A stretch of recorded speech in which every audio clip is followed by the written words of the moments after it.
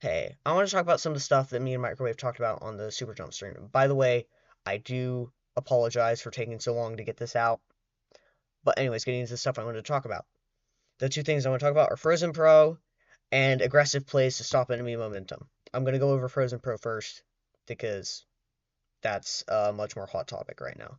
So, Frozen Pro is the one of the new third kits, or not really new now, but one of the third kits, and it's the one good weapon with missiles, and it has a lethal bomb, and it can paint, and it's a midline that can play supportively. And it's one of, like, Dread can also paint, but depending on how you cut it, I don't know if you count Dread as a good weapon. I would personally say at least uh the Horns Dread is, but probably not the Dread. But still, Pro, in my opinion, is a support weapon. Because in this midline heavy meta, it's going to get outfought by the other midlines. So, taking that, in my opinion, it should not be run in aggression slot because of what I just said.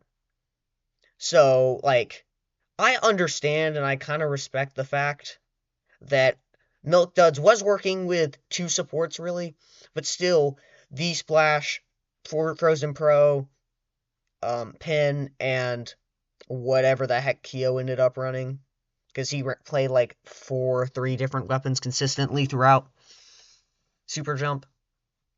But still, that comp has two supports in it, when I think the two Grand Finals teams, PGX ran a comp I very much like for Pro, which is S-Blast Pro, S-Blast Pro, V-Slosher, and Pin. And the thing is, missiles plus displacement is actually kind of crazy, just because of how much space you take, and that, like, the space is always going to be relevant, because of how missiles works. And I just like that comp. I think it's a good example comp for what you want for a Frozen's Pros team comp. And then getting into the other thing, which is, like, how do you, like, sometimes you'll notice an enemy flank or something, but your team for the most part has it covered.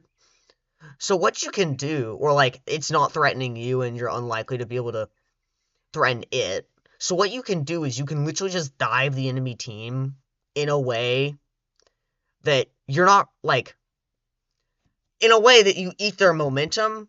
So instead of being able to push when their flank goes in, and if you trade, it's great too, but, like, the general gist is you're pushing, so whatever extra they get from the flank, from whatever they'd gain from the flank, you neg out by attacking them, so they can't capitalize off the flank, and ideally the flanker gets killed too, since you generally are setting up a 2v1 or 3v1 against the flanker by your aggressive action that keeps the flanker from getting any help. So that's what I wanted to talk about. If you have any comments or concerns or something you wanted to ask about, throw them in the comment section. I'll probably get to them. And if you like this, like and subscribe, please. I appreciate it. So thank you all. Thank you for watching. Bye.